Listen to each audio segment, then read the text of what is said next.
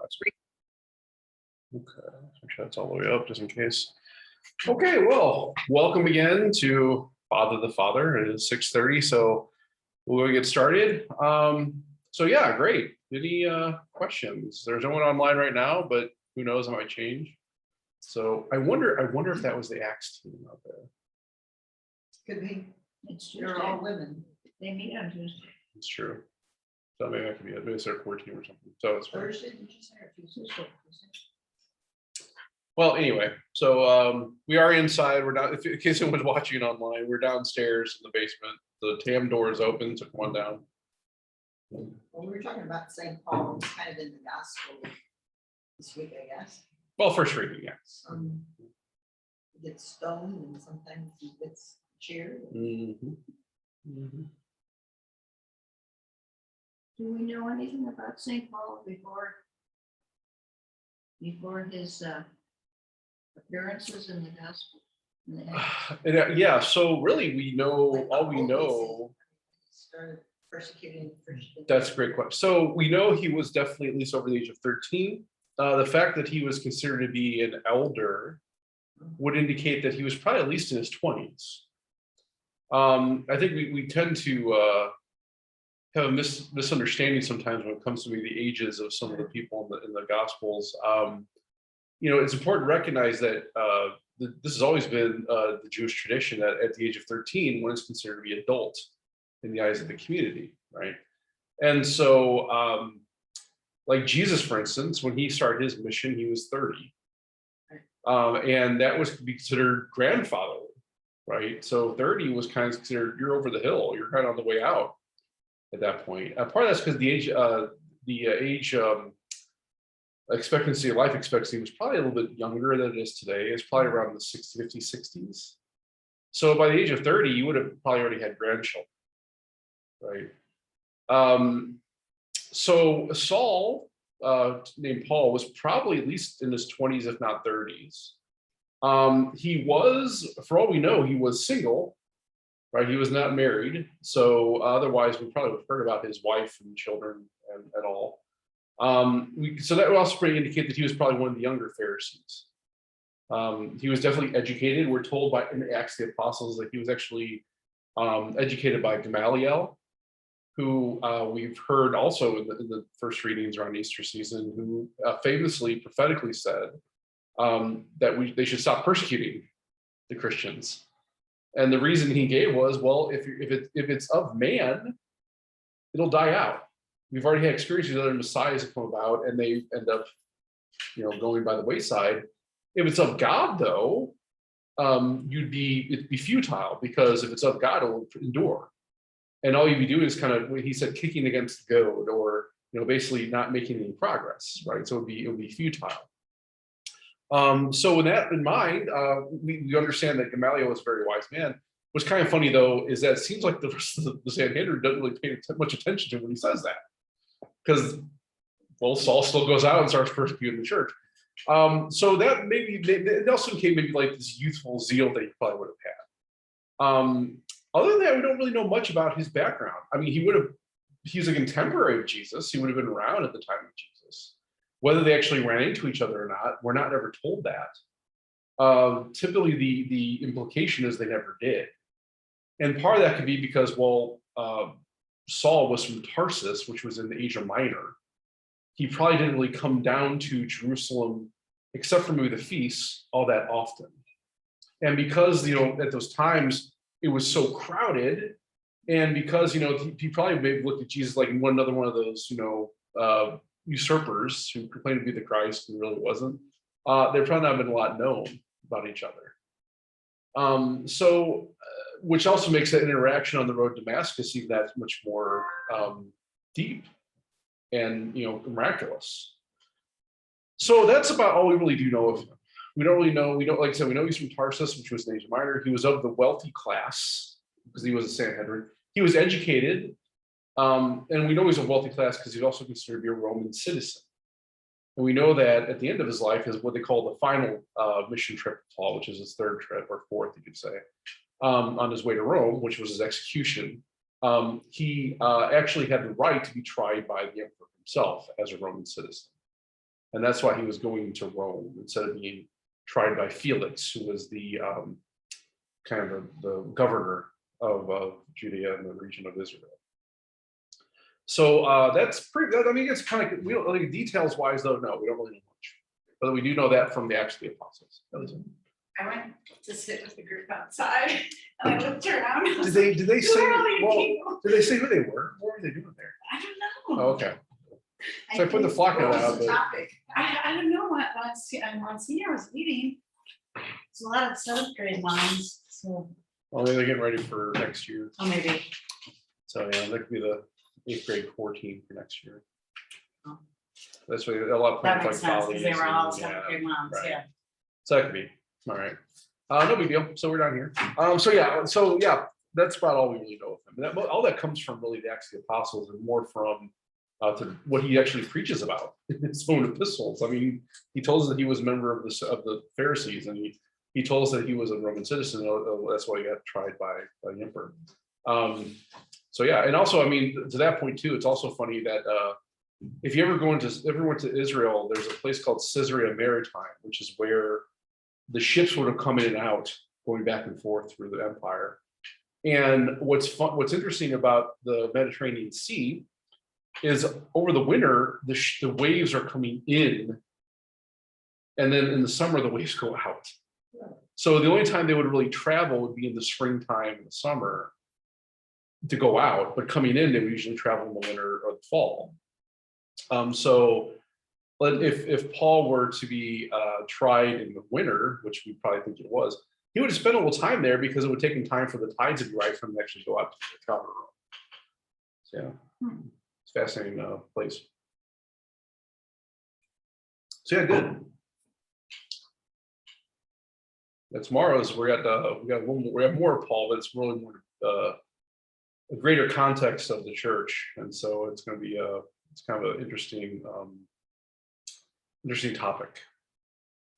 We can, listen to the homily. Other questions?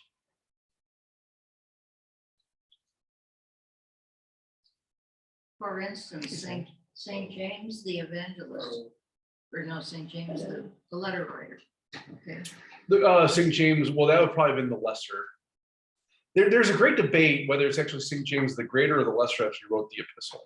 And both of them were apostles. Yes, they were. Is actually attributed, St. James the Lesser actually was attributed to be a cousin of Jesus. But recent studies indicate there's a good question about that, whether he actually was or wasn't. He was considered, James the Lesser was considered to be the first bishop of Jerusalem. He would have been the one that been there during the siege of Jerusalem and actually died prior to its fall. James the Greater, the legend has it, he went all the way to Spain, right? So And he walked the Via Compostela, right? The Via de Santiago, right, in Spain is considered to be the path that you walk. Yeah, there's a great pilgrimage that happens. They can take between like the Pyrenees Mountains in France all the way in, or any spot in between. And it's said, I mean, I've always wanted to do it. One of my brother priests who was in seminary, went and did it. He said it was amazing. So yeah, but was that? I walked about a mile. Oh yeah, yeah, How yeah. long is it in total? Oh, it's long. Long. It takes about, so if you do about 15 miles a day, it takes about 30 days. Wow. Where did you do it? I was in France. Jan Close by. Conrad, who served. Yeah. Her husband is doing it now. Oh really? Oh, really? Oh wow. Yeah. Good luck. He It- did half of it last year, and he's doing the rest of it this year. Oh great. Okay, yeah. It's something else. But yeah. So about St. James, and what were you had a question about him? Unless, The Lesser. Okay. Wait, there's a Ju- greater and a writer, a greater and a So lesser. and yeah, so one's a writer. there's two James who were apostles, right? So St. James the Greater, who was actually the brother of John, right? So he's one of the first ones called. He just called the Greater because he was the first one called, really, and a lot of that greatness. And then Lesser, we don't really know much about him. It's thought that he was the bishop of Jerusalem after Jesus ascended. It was also thought that he was the actual writer of the epistle. But that's been called into question. Regardless, it doesn't really matter. They're still saints, they're still martyrs. They all both died for Jesus So and the they were church. brothers then? No. So James the Greater was the brother of John. James the Lesser was thought to be a cousin of Jesus. So probably would have been one of his cousins on Joseph's side, right? That's always been tradition, what tradition held. Recently, that's been called into question. I don't know why exactly. I don't know if there's really evidence to show anything, detrimental to that. But I know there's been some recent articles written from some prominent Catholic sources. So it's like, okay, I don't know. It doesn't really affect the faith at all. I mean, because we still would hold them as martyrs and saints. What's actually very odd is a lot of the apostles we don't really know much about after what happened with the resurrection, right? We kind of lose track. I mean, the tradition holds certain things, like Thomas, for instance. Tradition holds that he actually went all the way to India, which is why when the Jesuits went there in the 16th century, they actually found Christians there. And they weren't necessarily, they were considered to be monophysite, meaning they held certain heresies because, well, communication got blocked off. So whatever happened after the 6th century, they didn't really know what was going on. And so they kind of held these heresies that were already there, not necessarily handed on by the Apostle Thomas, but same thing happened in parts of Southeast Asia. That when the Jesuits went there to settle, they've already found some Christian communities, heretical Christian communities, but still Christian communities nonetheless. Like a game of telephone. Mm-hmm. Yeah. Yeah, because when They weren't going back and touching right.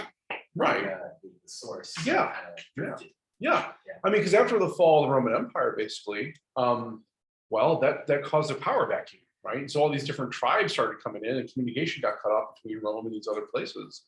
And so, yeah, and like the Council of Chalcedon or these other councils that happened later in the development of the church, well, they weren't privy to that information because no one was bringing them the information, right? Or maybe nothing was really being called into question because it's already thought to be settled. No, we would have heard from somebody by now if this was actually a problem. And then there you go. As a matter of fact, there's an old legend that dates back to basically the Middle Ages. Around the time of Genghis Khan, there was the uprising of Islam all throughout the Middle East happened about the 7th century. And from that time on, there was this legend that there was going to be a Christian leader from the East who they call Hester John, who's going to come and overcome the Muslim conquerors, right? And actually, Genghis Khan, one of his generals was a Christian, right? At least I think it was Aryan. But again, these heresies are just, so that was kind of when Genghis Khan kind of came in and started overthrowing some of these Muslim countries from the eastern border. That was like, oh well, here Hester John's coming. Great, we're going to be overcome this Muslim aggression. It'll be fine. So yeah, so that's kind of how these things kind of pop up and start. But yeah, Christianity was had a much wider spread than we really thought initially, right? So yeah. But do you have a question specifically about James the Lesser or James the Greater, or just wanted to make that distinction? I also wondered if he was the same one that walked across Spain, but he is. I think that's attributed to James the Greater. Oh, James is the brother of John. James Lesser, from what tradition holds, that he stayed in Jerusalem and died there. He was martyred. and he wrote the letter. He was attributed with the Epistle of James. Yes. One was the walker, the other was the letter. Yeah, I guess you could put it that way, right? Yeah. Again, that's true. And again, there's something that's called into question now, but I don't know if there's really enough evidence to say that it would be any different. I mean, the traditions hold this for the last 2,000 years. I don't know why we would say, oh, wait a minute. Although, that happens often. Sometimes, there's certain legends about saints, like, for instance, like St. Christopher. There's legend that St. Christopher was this giant man who actually saw the vision of the Christ child and actually carried him across a river. Where history doesn't really show there may have been any figure like that in Christian tradition. There may have been very well been a St. Christopher, but sometimes the legend becomes fact, right? So what they call hagiography, especially in the past, may have been kind of conflated Because, well, maybe they did that to kind of debate, contradict certain teachings, certain like sects at the time that were kind of contrary to Christianity, right? Or kind of show how Christianity fulfills these things, whether it be through natural religion or other faiths. So these legends kind of are developed, which may not necessarily be factual, maybe some truth in them, but not necessarily like completely factual. Sometimes they get embellished over the years, right? So there could have been a ferryman that was named Christopher who was just lived a very, very pious life. And because of his piety, it was kind of, when he died, it was kind of brought out for all the area. And the legend becomes conflated in some ways. Oh yeah, he was a great ferryman. He had this vision of Jesus and carried him around his shoulders across the river. Oh, okay. All right. Well, yeah. So if you're an outsider, you hear this like, oh, that's amazing. And you start traveling around. It's like, oh, I know this guy about this guy Christopher. Even Saint Valentine. There's kind of the question about him that there was actually several Valentines. One of them was a bishop in the 3rd century that was martyred. But I mean, this whole thing about writing these love notes and all that. Well, now he may have been counseling Christian, people in their marriages and stuff in prison, and maybe writing these letters to his people that were like showing Christ's love. But the exchange of Valentine, he was never like doing that. So there was also another Valentine who actually was kind of a persecutor of the Christians. So that gets kind of conflated too in the legend of Saint Valentine. So putting these figures into perspective, unfortunately, we just kind of lose some of the historical context. And what's really left is these legends, these hagiographies that kind of defy reason, but then again, also, well, so do miracles. So if you're looking at it from the eyes of faith and say, well, in the eyes of God, anything is possible. So maybe this gentleman did have this vision of Jesus and was given this great strength to bear him across the river. And okay, if it's a miracle, sure, why not, right? I know there's been somewhat an effort, and right, wrong, or indifferent, to kind of maybe clean up the record in some ways, distinguish between fact and fiction. What kind of makes it harder to do in the fact that the saints weren't necessarily all gone through Rome in the very beginning of the church, right? So the way saints kind of came about was actually at the discretion of the actual diocesan bishop. That bishops had the authority to say this person is a saint or not. You didn't have to necessarily go to Rome to get that ratified. It wasn't until about Middle Ages, maybe 8th, 9th century, so that was actually there was actually a process developed from it, and it actually had to all go through Rome to be considered a universal saint. So what you end up having is different regions would have these people they would venerate, and that kind of took root. And then when this process came about, well, basically Rome says anyone that the bishops had already canonized, yeah, they're accepted as saints in the Roman Church or the Universal Church. And so there wasn't much research done because, well, bishops already made it clear that the person is venerated, so we don't have to do anything. Did they get to perform miracles? Was that one of the criteria? That was always kind of very, associated with it.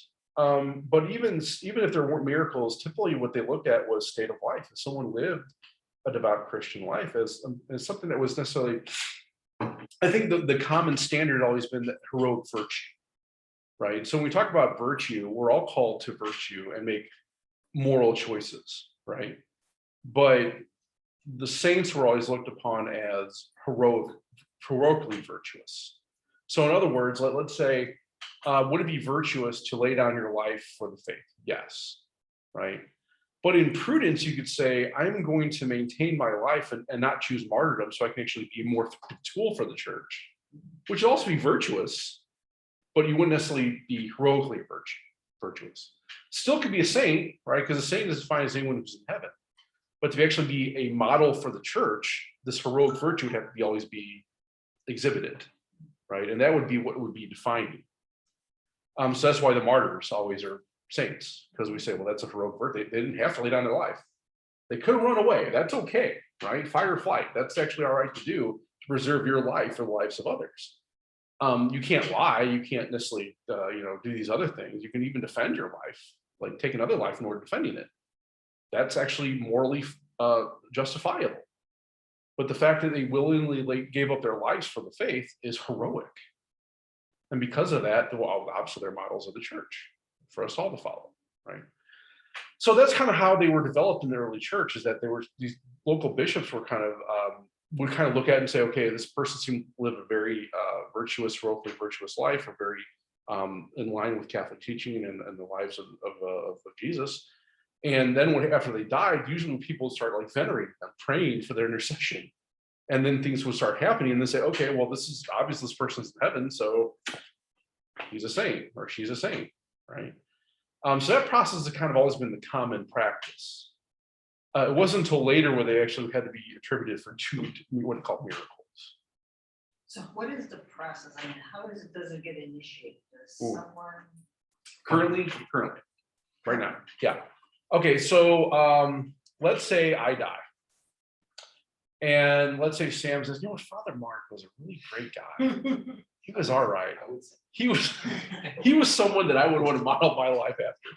And so he's starting, what he does, he goes to the Dawson Bishop, he says, Your Excellency, I'm going to write a cause for Father Mark. So I'm going to document all these virtuous things he did, his life of simplicity and how he followed Jesus. And I'm going to write that up and give that to you. And then the bishop would then investigate, right? They'll send it to Rome. They'll send a team to St. Louis and they'll interview my family and all my parishioners and anyone that knew me. And they'll kind of ask these questions and they'll kind of like look at this, scrutinize it and say, okay, well, all right, so obviously he was still a sinner, what some of the sins he committed. Maybe even talk to the confessor or maybe talk to my spiritual director, right? And kind of understand who I was. And based on that, investigation, they'll come back to Rome and say, okay, we're going to debate this and say, well, you know what, he at least lived a life that was good enough to say that he would be considered maybe a servant of God, right? He definitely followed his vocation. He lived a life of faith. So we can definitely say that he's a servant of God. Is that like an official? That is official title, yes, right. So Rome would declare, yeah, Father Mark is now servant of God, Father Mark Madden of Father Mark of St. Louis, whatever they want. Then there'll be a further investigation. They say, okay, well, now the people of St. Louis can have a devotion to Father Mark. They can start maybe asking intercessions of Father Mark. And from that, there has to be at least a miracle that's attributed to Father Mark from that. Okay, one miracle. So let's say, I don't know, grandma gets inoperable cancer, stage 4, and this person prays the intercession of Father Mark, servant of God, Father Mark, and all of a sudden, miraculously, the grandma is cured, right? She was not asking anyone else's intercession. It was just Father Mark. Ask Father Mark, please help my grandma. Please do this. Pray, ask God to help me with this. And then grandma just inexplicably, medical medicine can't explain it. Science can't explain it. She just heals. Cancer's all gone. Okay, they go back to Rome. They investigate it. They verify that it's a true miracle. They talk to the doctors, talk to everyone else, and say, okay, well, this is a miracle that's attributed to Father Mark. So he is now considered venerable in the eyes of the church. And we actually have a greater devotion to him in a bigger area, right? Universally, right? Okay, so people start praying to Father Mark. There's a cult that develops from it, meaning that there's a great devotion that the cult. When I say cult, I don't necessarily mean like in drinking Kool-Aid and whatever. What that means is all cult really means is there's the devotional actions involved, right? And so maybe there's like a litany of Father Mark that's written up, and people start praying that at Mass and whatever. Okay, and then over a certain amount of time, if there's bringing a groundswell of this devotion, they say, well, okay, seems like Father Mark is the cult is growing, and so we can then call him a beatific, right? He's blessed. Okay, so at that point, at the venerable point, we'd say that person is definitely in heaven, right? But to be actually canonized, actually have a day that we would actually put on the calendar, they have to be at least beatified. And so now that I'm beatified, they say, okay, great, we can have a day on the calendar that we have a memorial of Father Mark of St. Louis, and people start celebrate that memorial. And then there's another miracle that's attributed to Father Mark through his intercession that happens. At that point, Rome will come back, they'll investigate and say, okay, this is legitimate. Holy Father, we have this candidate for canonization, Father Mark of St. Louis. We've had these 2 miracles. We have this cult that's kind of developed, these devotional prayers that have happened from him. And so the church would say that he should be canonized, meaning he is actually part of the canon of the saints, and part of the communion of saints. and is worthy of that title. And so there you go. Now, after that, what they could do is start looking at the writings of Father Mark and his homilies and what he's actually put out there. And as long as maybe Father Mark had some great insight to the faith that kind of helped people develop their own understanding of the faith. And because of that, and there's nothing in his writings or in his homilies or anything else that was actually contrary to the Catholic faith, but also actually enlightened it and brought it forward, they consider to be a doctor of the church, right? And that honor is really, that's a high bar. There's only like less than 10. No, there's more like with 38. I think there were just 2 more named recently, so there's like 38. But out of the millions of saints, only 38 are actually doctors of the church. And those names are, I mean, you have like people like Saint Augustine and Saint Ambrose, and Saint Catherine of Siena, and Saint Therese of Lisieux. These are like household base, like everyone knows these type of names. St. Albert. I don't know. St. It Thomas sounds like Aquinas, Thomas obviously. Aquinas was a student of St. Albert. Right. So it makes sense that Albert would be. I have to go back and look at that. Yeah, that's a good How question. many doctors of the church are? 38. I think, yeah, there's 36, but I think the Holy Father just named 2 more. So I think we're up to 38 now. And at one point there was 3 women. No, still are.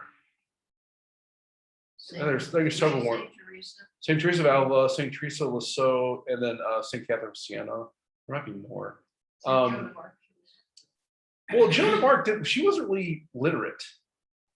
So she's definitely a saint. She's a canonized saint, but we wouldn't say she was a doctor because she wasn't necessarily like scholarly enough to actually be considered a doctor. Does that make sense? So like the people that, what we're talking about when we're talking about doctors of the church, we're talking about people that actually have written things, proclaim things, that develop the faith in a way that's not necessarily novel, but reveal things or interpret things that are kind of new, and how the teaching of the church is being applied, right? So that would be kind of the differentiating factor there. What was written, what was actually said by that particular person, and as long as it actually brought the faith forward and was never detrimental, they could be considered a doctor. Would so the first letter that the Archbishop writes that kind of kicks off the process that might lead to servant of God. Well, like the first process would be someone has started a cause, whoever that could be anybody, And that to the bishop. right? Does the bishop either like after a servant of God is continue to write letters? Yeah. Or does the Vatican? So all this is at the discretion and at the direction of the diocesan bishop. Okay. Right. they So need to like push it. along. yes, right, exactly. Or Right. read out Yeah, or make us right. I mean, there's even an internal process say, well, I don't know. I knew that guy. I'm not really sure if we want to go that far, right? So there's an internal process, but yeah, everything is directed about that. Now, up until the point where they're venerable, everything is pretty much directed by the diocesan bishop. So the venerable, that would be one miracle is Attributed, attributed, right? investigated, Yep, confirmed. yep, And then the second is when you can. correct. Is there anyone, or has there ever been someone recently in St. Louis who at least, people from the Vatican came here to do those types of investigations? Well, who would have been the latest? I mean, Rose Philippine Shen would have been. She actually was here, and she's buried here. The priest from Kansas City was the. Well, you're talking about St. Louis, though, right? Oh, no. Yeah, Sorry. yeah. I know there's one right now in Wichita. Is a St. Louis connection. So Father Emil Capon, That's what it was. who was a chaplain during the Korean War. He actually was captured by the enemy and actually ministered to both the American soldiers and the enemy, the North Koreans, and he was martyred. But he was a graduate of Kenrick Seminary, class of 1940. And so I think he's servant of God. I don't know if he's gotten venerable yet. But he's probably the latest one that at least had a St. Louis connection. And the Vatican would have interviewed Well, part of the problem there is he's from Wichita, but no one here probably knows him. Yeah. The class of 1940, I mean, they're all dead at this point. So yeah, it would have been kind of difficult to get anyone here. But they could have looked at the seminary records and figure out, well, how was this guy as far as his, was he a student, that kind of thing. I don't know. With the exception of the people that were venerated prior to this process, Mhm. everyone went through this, like the kid. Who's the- Paul Zacuto, The Yeah, millennium. he's still blessed. He's not even a canonized. He's still blessed. okay. So yes, he's still going through that process. Yeah. Okay. Now there are certain ones that probably take a little quicker than others. I don't like, for instance, I don't know if Mother Teresa ever had. She might have had one miracle. I don't know if she ever had the second miracle. But she was kind of one of those figures where it's like, yeah. Well, come on, really, right, yeah. And really, again, we have to understand this, just like with canon law. So, like with the canon law, everything is at the discretion of the Holy Father. He can dispense really pretty much anything in this book and write it how he deems fit. Same when it comes to the canonization process. He can just say, "Yep, we're going to canonize that person. Do not pass go, do not collect $200, just done."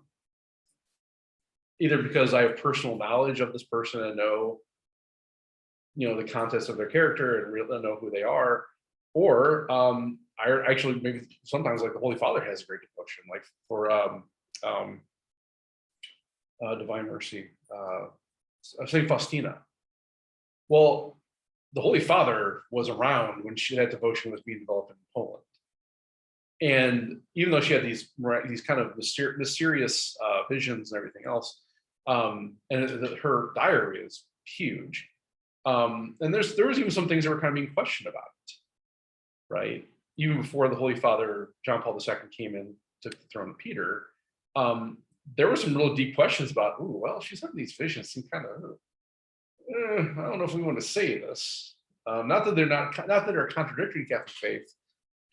They're kind of just like unknown, right? And so there was a lot of like, I don't know if we can really look at this and say this person is truly canonized. But John Paul II, because of his knowledge of Saint Faustina, kind of truncated the process to a certain extent to say, yeah, this person is definitely saint. Sure, that happens. But I think also too, when that usually happens, there's usually no debate about it. Like I said, with Mother Teresa, it was sort of like, who's going to come out and say, oh yeah, I don't know about that one, And there were even people talking about her biography where she was talking about this dark night of the soul, and they were kind of using that as evidence to say, well, then obviously she wasn't. It's like, well, no, that's actually in line with our spiritual theology and understanding that people go through these things, and the fact she maintained her faith and didn't choose to do it actually is, for 40 years, pretty miraculous. And I think it takes the heart of a saint in order to do that, Mhm. Right. So, yeah, I think that has to take consideration. Oh, was she when she died? Boy, yeah. Well, it's hard to tell. I think she was in her 80s. Look it Half up. of her life. I know she died in 97. I'm not sure when she was born. I know she was born like in the 30s. All right.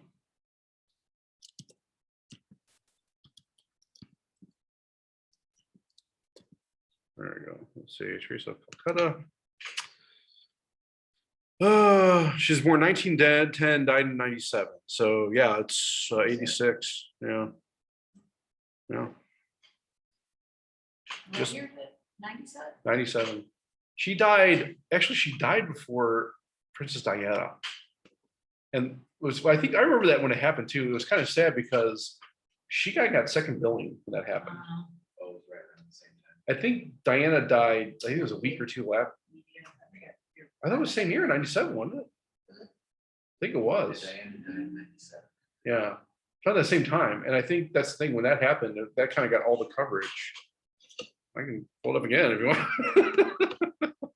I'm pretty sure that was it. I remember that happened because I remember it was like right after she died, Diana died, and then all of a sudden, all everything shifted to Diana.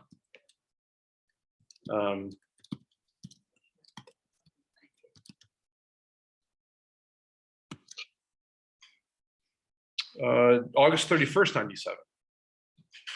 So only what 6 days before Mother Teresa. So yeah, I think she got top billing, which was kind of interesting. So yeah. Good. Another question? I have a question about mass. Great. So this lovely book, Ron Coleman got from me as a Wonderful. confirmation present. Yeah. It kind of has a mass received and things. And I've noticed that there are multiple Eucharistic prayers, Yes. and I'm trying to see, like, do you have a favorite? Does Monsignor have a favorite? Because sometimes I haven't been to enough masses since having this book. Yeah. To kind of see the pattern. But do you switch it up, and is there any reason? I try to. So like for instance, I like one, the Roman canon.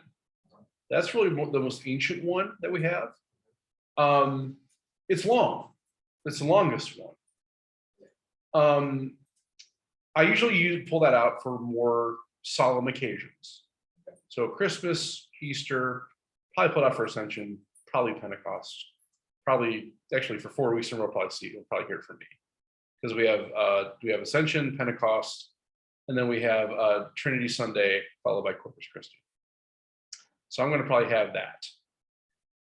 2 is the shortest. So you might hear people talk about the St. Louis Rite, and the St. Louis Rite would include Eucharistic Prayer 2 because it's very short. I usually use that for daily masses. You should come to daily mass, you'll hear Eucharistic Prayer 2 probably. 3 is a little more solemn. I maybe use that for regular Sunday, maybe a feast day, right?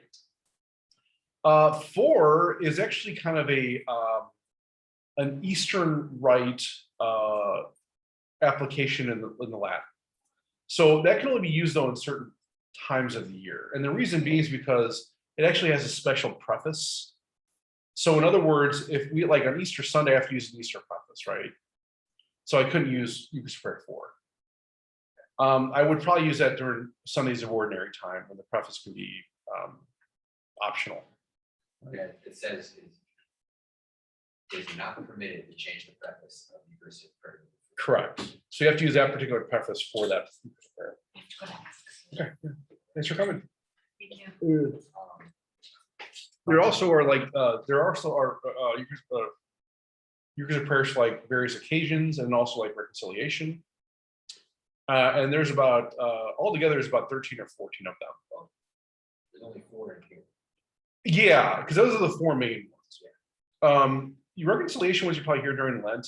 Sometimes when Senior Shamloffer uses different Eucharistic prayers of reconciliation. I have never used them, nor have I used the ones for various occasions, just because I don't really, unless it's like maybe a votive mass or something. If there's something in particular, I might do that. But for the most part, for a daily mass or a Sunday mass, I wouldn't necessarily see the reasoning. Yeah, so those are more particular for specific.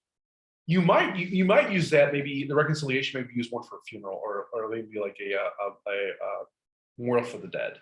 That was Maybe. number 4, you said? Well, there's like 4 of them. Oh. So there's like 4 different reconciliation Eucharistic prayers. I think there's like another 6 various occasions, these are the occasions. So maybe then like there's one like for Thanksgiving. We have Memorial Day coming up. You could probably use a various need and occasion for like, let's say the sanctity of human work or dignity of human labor.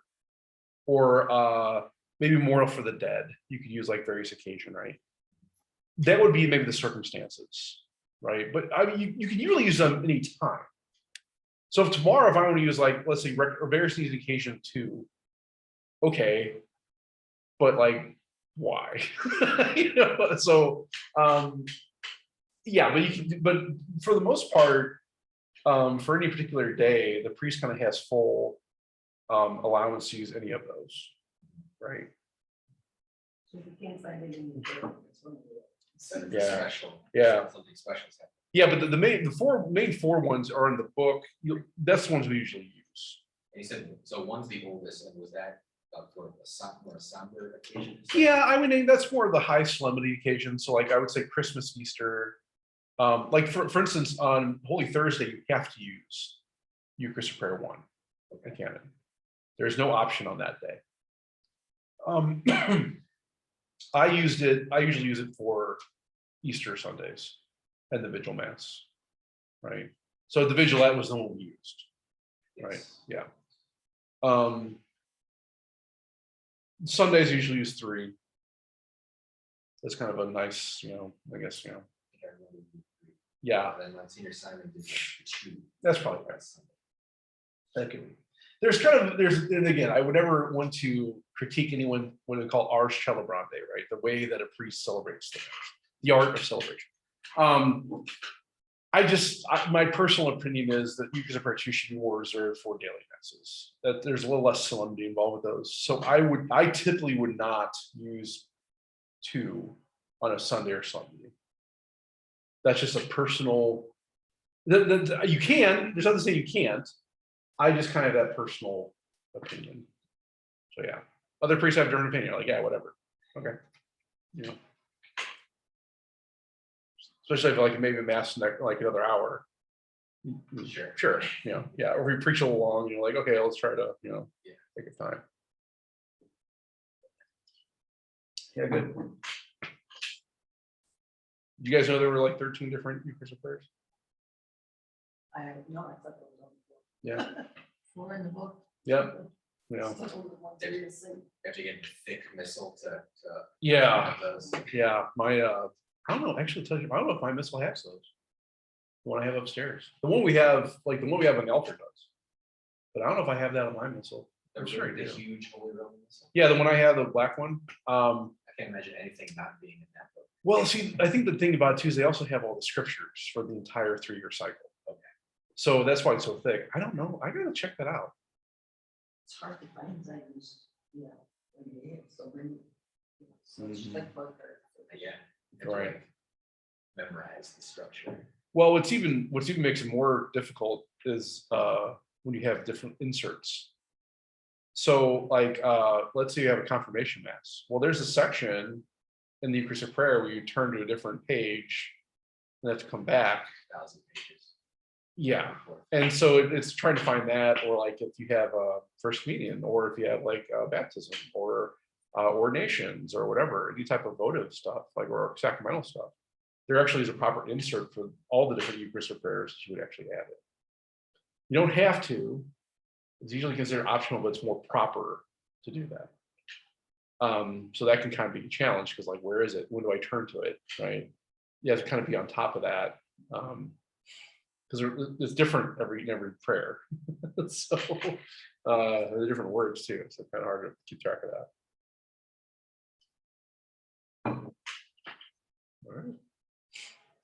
Good. Okay, I have another question. Go ahead. This is about scripture. So I'm listening to the Bible in a Year podcast. Yeah, great. And I noticed that the last line in the book of Judges is something like, in those days, there was no king, people did as they wanted, something to that effect. And that seems, the tone of that seems to be that without a king, people are lost. I don't know if that's really the case. So what the whole idea behind Judges is that while the nations surrounding Israel were making their own kings, having their own rulers, the whole idea behind Judges is that the ruler of the people of Israel is God. Yeah. Right? There's not someone that needs to be a king because we have a God who's our king, right?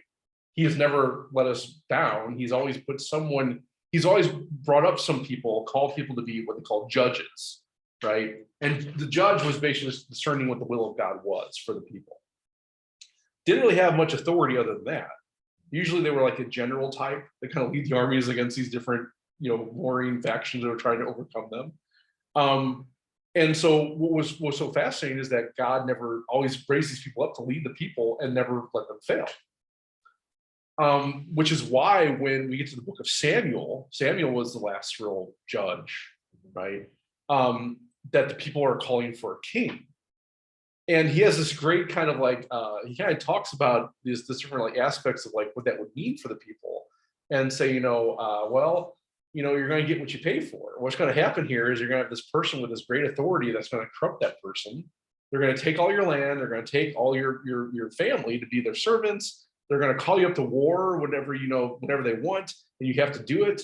And they're not going to have the same wisdom and the same understanding that God has. But what's so fascinating is God allows it, right? Because what he tells Samuel is, they're not rejecting you, they're rejecting me. And so you would think like God would be like, well shoot, well, here we go, lightning bolts, let's whatever. But he allows it, right? And so I think when it says that, what he's really saying is, yeah, the people were doing what they wanted. In those days, there were no king in Israel. Everyone did what was right in their own sight. So what this kind of shows is that with the lack of this leadership, it really shows what human will is. People were not necessarily following God's will, right? Maybe that's because of lack of understanding, lack of knowledge. But the other thing we have to keep in mind too is that there was still a priesthood involved here, right? So this is post the exile, this is post Exodus. And so the people were either willfully turning away or not recognizing what the laws of God were, or the wills of God. But also that could also be interpreted as these people were having their own understanding now of who God was in their life. And so they were doing God's will on their own and didn't necessarily need a king to tell them what to do. So there's different ways you can interpret that last part, right? I took it since a lot of the book of Judges is terrible things happen, like cautionary tales. Yeah. I took it as all this bad stuff happened, and then the last word of the chapter is, hey, it's because there wasn't a king. But I guess it's not.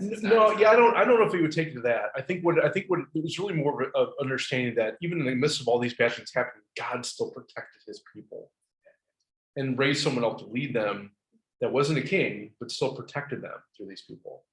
And so I think that last time we interpreted as saying, yeah, they had understood now who God was. And so they were living their lives according to that will, and therefore they didn't need a king. Or you could say that, well, they were starting to fall away because even though they didn't have a king, they started falling away too. A lot of that comes down to, I think, translation. And in this particular one, I don't know if we really have anything in this book. Yeah, I think, but even then, I think what you could also say too is because of the fallen nature of man, they started falling away, turning away from God too, which then kind of leads into a new era with the Davidic line, or I should say, really the line of Saul, because Saul was the first king, and then after that, the Davidic line of the kingship, right? So yeah, it's there's different ways. That's one of the beauties of the Catholic Church. You can interpret it different ways, and kind of that's not necessarily wrong, right? And not to say that interpretation is wrong either, right? I think you can kind of look at it that way too. But I think in the context which we put it all together, I think is what the whole book of Judges shows, that God was always with them, protected them, guided them, actually allowed them to flourish too, against all odds. And because of that, didn't need a king, right? So yeah, then they went and won. Want to be like their neighbors, essentially. Yes, right. And I think we kind of equate that to like changing with the times, right? I think we see that today. It's like, it's called like the zeitgeist, right? The spirit of the people, the spirit of the time. That we see a development, and we kind of look at compared ourselves to other people. I mean, you see it like maybe when it comes to the development of the United States, like there's a novelty involved with the people. That's like the republic, where people can elect their own officials and kind of be governed by the people. And then you see other places kind of start taking that up too, right? Because, well, they're doing it, so we should start doing it. Now, just because we did it here doesn't necessarily mean it's good for these other places, and vice versa. But I think that's kind of the mindset when we get to the First Samuel, is that there's like, hey, all these other people got a king, we should probably have a king too. Yeah. And the God's response is, well, wait a minute, that's me. You don't need one. And they're like, well, we still want one. And so Sammy was, he sounded kind of like really, after her namesake, started kind of fighting for God. Like, hey, what are you guys doing? Don't do this. And then God finally tells Samuel, they're not rejecting you, they're rejecting me. And so we'll let them do this, right? And they'll learn, because maybe this is the only way we can learn, right? And go from there, right? Yeah. But yeah.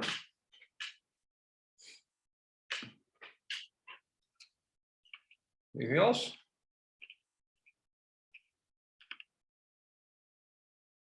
All right, just take this moment then to also say, you guys might have seen this block note went out today. We have some other adult faith formation opportunities coming up for the summer. So starting May 29th, we're gonna have Sunday sessions down here after the, I think it's after 9 o'clock minutes. And so it's gonna be just kind of more, kind of the same way. There's gonna be kind of like Friends Who Faith, just more guided discussions on particular topics of the faith. And then in the fall, that's going to really turn in more, that's going to be more coincide with our RCA program. But I think it's good to kind of keep this going just so, because I think people do look for that stuff for the summer too. And we're trying to provide that for people that have these questions and kind of want to learn more. And so we're trying to give every opportunity we can to do that. So keep your eyes out for that. And if you want to come, you know, we'll probably be outside or down here, depending on the weather. Did they kick you out of the patio stuff? Yeah, I don't know. They were having some, I think they were having a 7th grade parents meeting. So every year the 8th graders, they have these like core team that kind of run the different things for the 8th graders, like Follies and the fundraisers and the mystery field trips and blah, blah. And so that's a group of parents that get together and do that. So I think that's what it is for next year, this next year's class. So I didn't know that. So hopefully people didn't just sit over there and be like, hey, well, that doesn't seem like father. But either way, well, people probably figure it out. So, all right. I wanted to ask, is the rite of ordination coming up Ordination is going to be happening next Saturday. next Saturday? So it's, I'm sorry, no, wait. Yeah, the 28th. So that'd be a week from this upcoming Saturday, right? Yeah. And we have 2 men being ordained.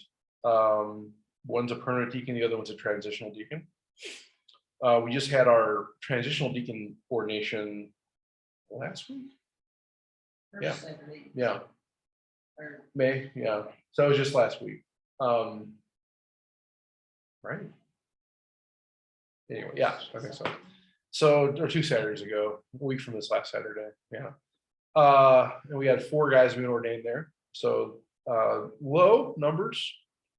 And I think they're gonna be somewhat low. I think we have 2 ordained in the priesthood this year, 5 next year, 4 the year after that, and then nobody right now. Rumor has it there's a permanent deacon coming into formation for the priesthood, and that would be that year. I don't know if that's true or not. Just kind of heard that the grapevine. So after that's kind of hard to tell because guys leave, come. It's kind of hard to decipher who will be ordained after that. Is that the Cathedral Basilica? It always at the Cathedral Basilica, yeah. What time is it? 10 a.m. Being there's only 2 guys, there probably should be plenty of room, I would imagine. So yeah, you can probably get there about half an hour early, be fine, I would say. But it's always good to get those things earlier than later, just so you can get a good seat. Yeah, Easier to park. right. Yeah. Yeah, that's right. So yeah, I know them both. I know the one a little better. We were in the seminary together, so it is kind of funny though. These like I know the guys from this year, next year, the year after. And after that, I don't really know the guys very well. So it's kind of funny how that kind of, you go to school with these guys and it's like, oh yeah, I don't know who you are. That's where your overlap stops. Yeah, pretty much, yeah. So I'm not sure about after that. I do know, I understand we're having 10 guys come into the seminary, but I think there's mostly collegians, and those guys are always kind of hit or miss. So there's yeah, in our seminary system, we have 2 different kind of tracks. We have a college program where guys come right out of high school. Then we have what we call a pre-theology program where guys come out of either already have a degree or come from work, like a career, which like the way I went. The college program is 4 years, and then they go 4 years in theology. So it's 8 years total. Well, actually 9 now, because they now have a year of what they call a pastoral year internship. The other program, the pre-theology program, is actually 7 years with a pastoral internship.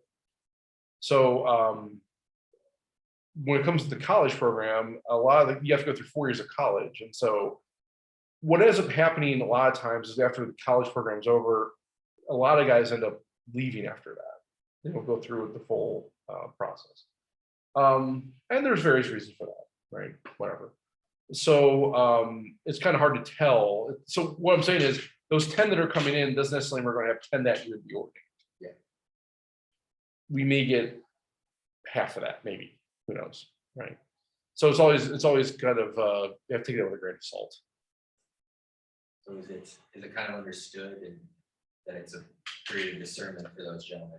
Well, it should be. Not Yeah. automatically. Yeah, I think it's They're open to. yeah, it's pretty clear. I think they make it very clear early on, especially even in the pre-process when it comes to the patient's office. They make it very clear to the men that this is just going to be discernment, and you're going to school and you're going to get a degree, fine. But the question you have to ask yourself every day is, are you being called to priesthood? And also the church has to ask that question too. Are you being called to priesthood? And if one of you says no, then that's it, right? So it's just I think it becomes very clear early on that's the case. So the church might say, even if a man is, I'm feeling called, the church Yeah. might say, I don't think it's really the right fit for that. Yeah, usually what the church says is not necessarily no, but they'll say maybe not right now, right? So typically, if let's say a guy is struggling with maturity issues, whatever that means, at the end of their college years, they may say, well, let's maybe take some time away, or even within the college year, let's take some time away. Let's try to maybe work on certain things, and you can maybe come back after a year or two, and we'll see where you are, right? That's common. That's pretty common. Then there are also issues too, where it's sort of like the questions raised, like, will that really have to happen for that guy? And you trust in the Holy Spirit that they're really the ones making these calls. But also our formators and the men are human too. And so sometimes you can also question, like, is that really the right call for that particular man? I don't know. From the outside, it's kind of easy to kind of look at those things like, I don't know about that.